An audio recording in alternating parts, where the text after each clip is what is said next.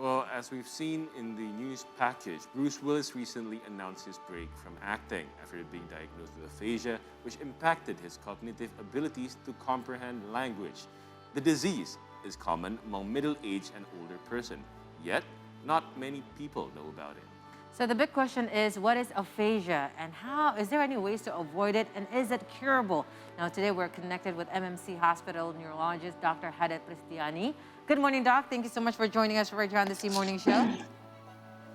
Good morning. Good morning, Doc. You know, we wish that we would have in a more positive circumstances, but again, you know, this has been the talk of the town, talk of the world about aphasia, especially when it hits Bruce Willis. Can you please elaborate more and enlighten us? What is actually aphasia disease? Yes, aphasia is indeed a condition or a disorder that affects your ability to communicate. There is a damage to portions of the brain that are responsible for the language. For most people, the affected area is the dominant part of the brain. On this, usually it is on the left side of the brain. Right. It can affect also your speech, how you express things, affects also your understandings, as well as your reading and writings. Okay, Doc, so who is most likely to get aphasia? And can it occur in anyone regardless of the age, or does it only happen to middle to older age men? Yeah. Or women. All right. Yes. Most people who have aphasia is on the middle age or older, yeah. But anyone can acquire it, yeah. Includes young people or even the children. So aphasia typically occurs, it can happen suddenly, abruptly, such as in strokes, right, head injury, or in progressive gradual circumstances, such as you have a slow-growing brain tumor, you have infection, you have a degenerative process in the brain. So, like now in the U.S. itself, they said they have 180,000 persons with aphasia annually, right? So one of that happened to Bruce Willis. Yeah. So it seems it is very common, especially for those in the United States. What do you think that causes this then, doctor? All right. What causes this? We have to see, I mentioned earlier, if it happens on a sudden, so it will relate most commonly to stroke. Correct. All right. Yeah. You have to remember there are signs of stroke. You remember fast sign, F for face, asymmetrically, arm, weakness in the arms, and also the speech. Speech means you have a difficulty of speaking, difficulty of understanding, you have difficulty to recall words, and also difficult from writing and readings. Either one of these, even aphasia alone, can stand the signs of stroke. And remember, also with these signs, FAST, F-A-S-T, time plays a major role to help people with stroke signs to get a better help. Because as you know, in time, there is for stroke, for ischemic acute stroke, ischemics mean there is a blood clot in the vessels of the brain, especially the area where that affected with the language. You said here there is a Broca area, Wernicke area. Those things, if there is happen a blood clot or even the rupture of the blood into the brain, then the brain wouldn't have supply, a normal supply for nutrients, for oxygens. Then it leads to the brain cell death, and then it leads to the damage of the brain and its function, of course. So time here for onset of ischemic acute, we need to figure out the right time you seek for help. Right. It needs to be under the 4.5 hours. You go to the nearest emergency medical center or medical health care, to get the best treatment as possible, such as thrombolysis or even the thrombectomy is necessary. And doctor, just another additional question on that regarding that you said this could this happen especially for those who had stroke. But what of those? Because we never heard that Bruce Willis had this kind of condition before. Could it be, like you said, the core of the circulation of the aphasia disease is because of brain damage? Is it because maybe he was an action movie star, so maybe he has had happened Head during injury. head injuries and whatnot. So that could also propel to having aphasia, then, doc. Sure. This is, like I mentioned before, if it happens suddenly, it may due to stroke or head injury, or it may, you don't have to, aphasia alone, as I said, can be a sign of stroke. So, but if it's happen gradually, increasing stepwise, then it may due to the degenerative process or a brain slow growing of the brain tumor, infection, and something like that. So you really need to go, especially to the expertise, to know why you got this disease. Yes, when you meet your physicians, your neurologists, of course the neurologist will conduct physical examinations and neurological examinations, then initiates you to find out what's going on, with initiating you to have an MRI or a CT scan. Correct. So, Doc, how does one prevent this from happening? Are there any vitamins or are there any behaviors that we should do to prevent aphasia from happening to us?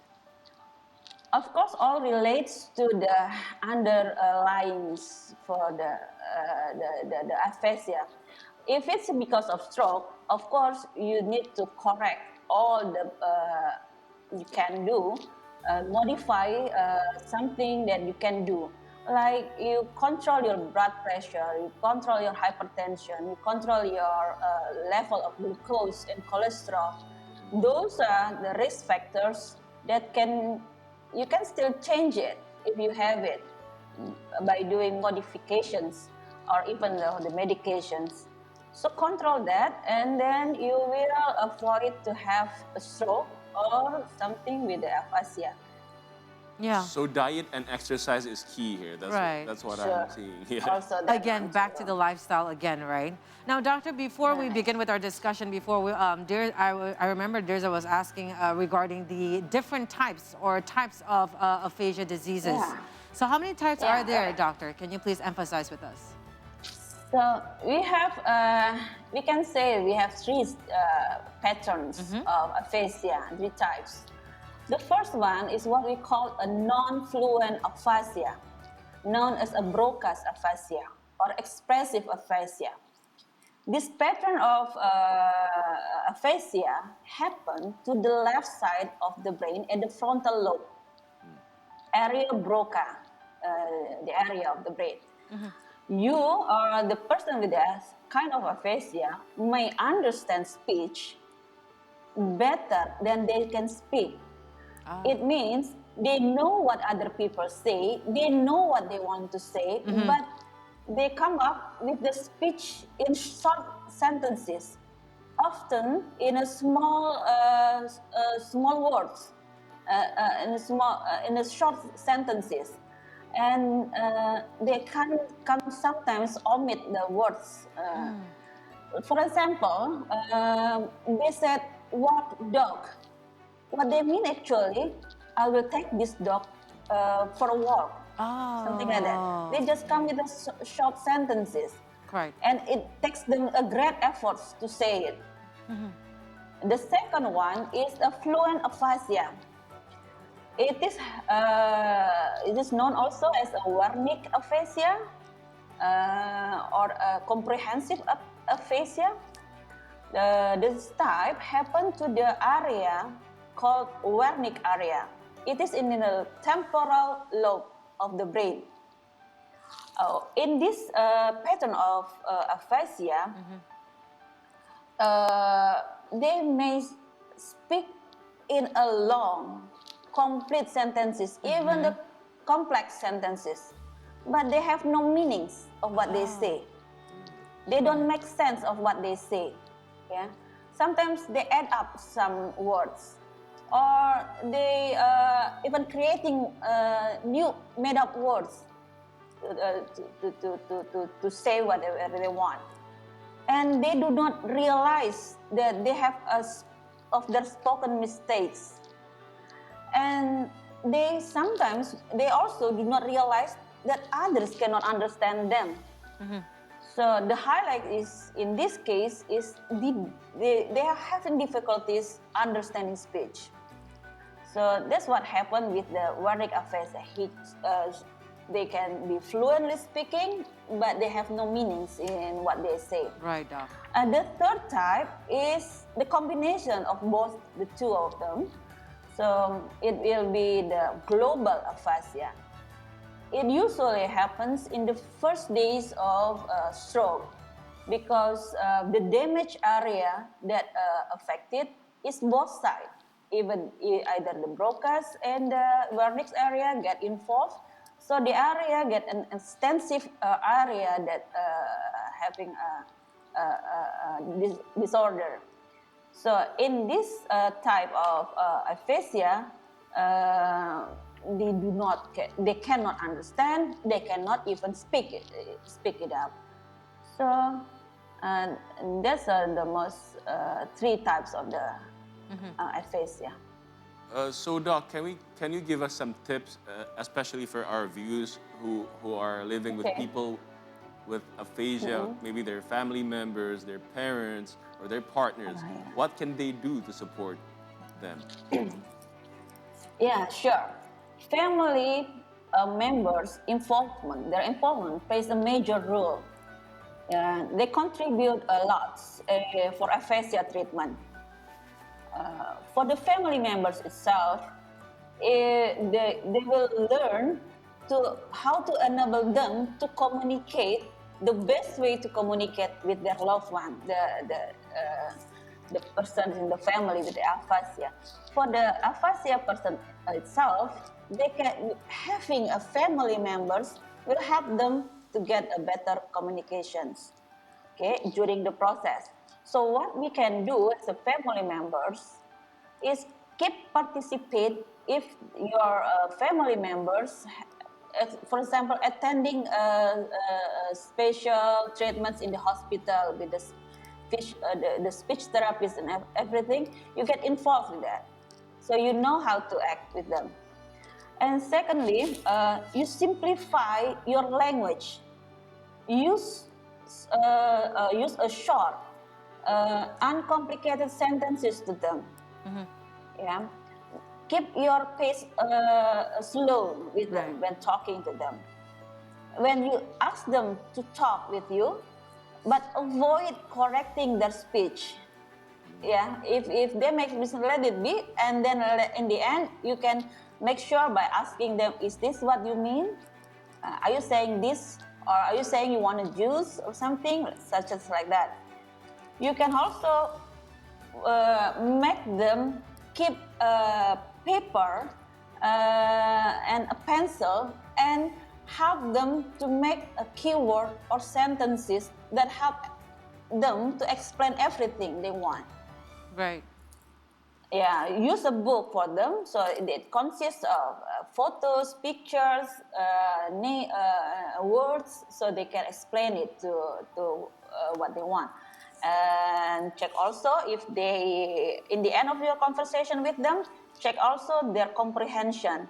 Right. Yeah, summarize what you have discussed with them. Right. Even though he or she wouldn't understand that, but eventually they will understand on the way. So, I think so. yeah, so Dr. Hadet, hopefully with the technique that you had just said, for those that is now experiencing aphasia disease, and those are the caregiver of the one that got aphasia disease, they can slowly cure them and put them back to normalcy again, hopefully by time, and also being patient. Anyways, Dr. Hadet Prisdhiany, thank you very much, Doctor, for your time right here with us on the C Morning Show. We do hope that you stay healthy, and hopefully we'll see you again on another fruitful discussion. Thank you so much, Doctor. Good morning to you. Bye-bye. Good morning. Thanks for having me. Thank you. Bye. That was such an enlightenment discussion because we know that we've been now talking about, Bruce Willis' condition for, days now. And hopefully for those of you that has aphasia, remember that we're all right here supporting you and you have the support of your loved ones and also the